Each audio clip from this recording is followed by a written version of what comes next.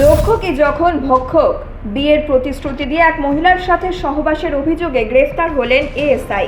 ধৃতকে শনিবার শিলিগুড়ি আদালতে পাঠানো হয়। সম্পূর্ণ ঘটনার তদন্ত শুরু করেছে মাটিগাড়া থানার পুলিশ।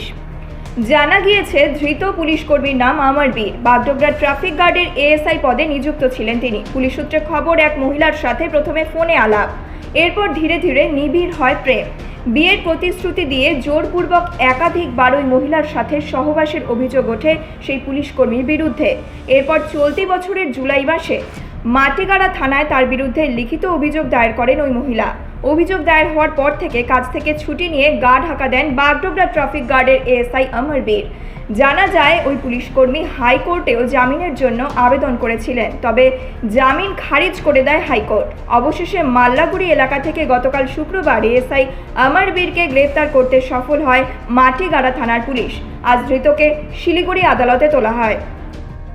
শিলিগুড়ি থেকে দেবিকা দত্তের রিপোর্ট, নিউজ মেট্রো।